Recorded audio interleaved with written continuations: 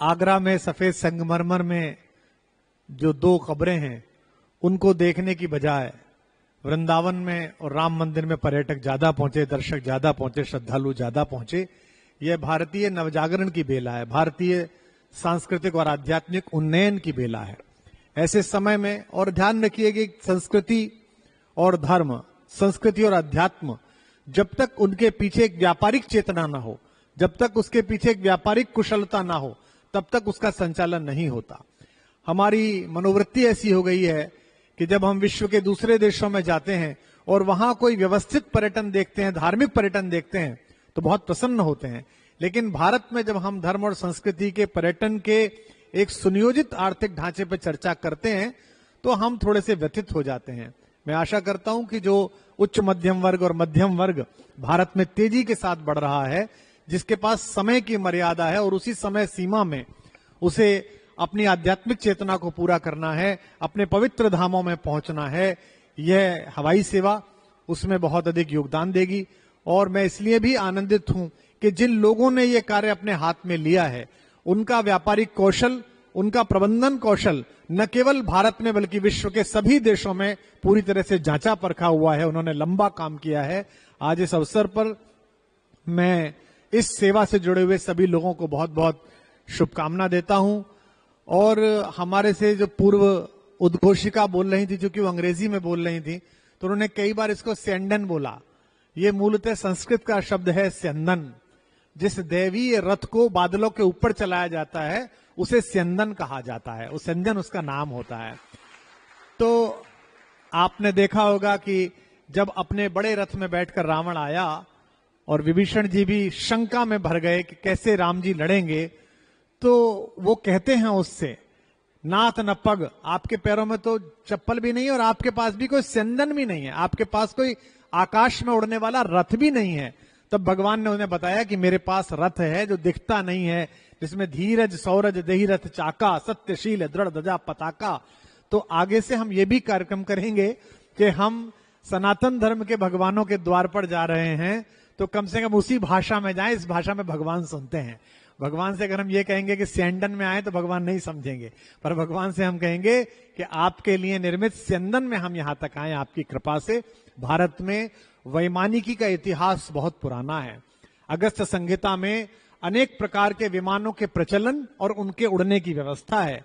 महाराज कुबेर का जो सनातनियों के वित्त मंत्री थे, उनके जिस रथ का अपहरण रावण ने कर लिया था, जिस पर स्वयं मर्यादा पुरुषोत्तम श्री राम राघवेंद्र सरकार दशहरे के दिन वापस लौटे थे, दिवाली के दिन दशहरे पर उसका रावण का वध करके, उस एक जहाज में हमारे देश के शीर्षस्थ पत्रकार भाई उपेंद्र राय बैठे हैं।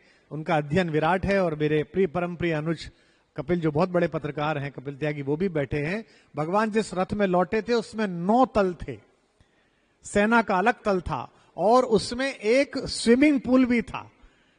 आप अगर अध्यात्म रामायण पढ़ें तो वानरों के उस स्विमिंग पूल में स्नान करने का वर्णन भी मिलता है। आज जब हम जाते हैं एक बोइंग में तो उसके 3 तल देख के ही हमारा दिमाग खराब हो जाता है। हम प्रथम श्रेणी में होते हैं तो वो हम कहते हैं नीचे कौन है, बोले नीचे साहब अब ये बिजनेस है, उसके बाद फिर इकोनॉमी है और उसके नीचे सबसे नीचे आपका सारे विमान का जो वैज्ञानिक यंत्र है वो और सामान इकट्ठा करने की जरूरत है। तो भारत वैमानिकी में इतना पुराना है, इतना प्रचलित है। तो यहाँ के जितने भी व्यवस्थापक है, विशेष रूप से इस हेलीपोर्ट के, उनको भी बहुत धन्यवाद। हमारे लोकतांत्रिक व्यवस्था के जनप्रतिनिधि यहाँ के एमएलए अनिल जी भी यहाँ उपस्थित हैं, उनको भी बहुत बहुत शुभकामनाएं। उनके माध्यम से दिल्ली में और पूरे इस क्षेत्र में विकास की एक नई गंगा बहे। और मैं इसलिए भी इनसे विशेष रूप से अनुरोध कर रहा हूं कि उस विकास के अवरोध में थोड़ा बहुत योगदान मेरा भी था, तो कृपा पूर्वक वो बैकलॉग भी उन्हें पूरा करना पड़ेगा, जो उन्हें मिला है उसको तेजी के साथ पूरा करें। और अच्छा लगता है कि इस बार जब मानसून में आहटें आई तो प्रशासन दुस्त था और कोई ऐसी घटना नहीं हुई जिसके कारण हमें कष्ट हो और जिसके कारण ऐसी स्थिति हो। अब आने वाला है मौसम प्रदूषण वाला, उसको भी आप फेस करेंगे। और अपनी मुख्यमंत्री के नेतृत्व में विशेष रूप से अंत में चलते हुए मैं गुप्ता परिवार को, जिन्होंने संस्कार को पीढ़ियों में आरोपित किया है, जो संस्कार उन्हें उस पश्चिमी उत्तर प्रदेश के खूंट से मिला था जो पूजनीय माता जी में है, वही तीनों पुत्रों में है और अब मैं वही देखता हूं वही हमारे भतीजों में है। वही साधु संतों के प्रति, आध्यात्मिक चेतना के प्रति विनम्र रहना। मैं इस पूरे स्यंदन परिवार को बहुत बहुत शुभकामना देता हूं और आशा करता हूं कि भारत में किसी भी तीर्थ में, किसी भी जगह, और आश्चर्य की बात है कि सब चीजों के हेतु निर्धारित होते हैं।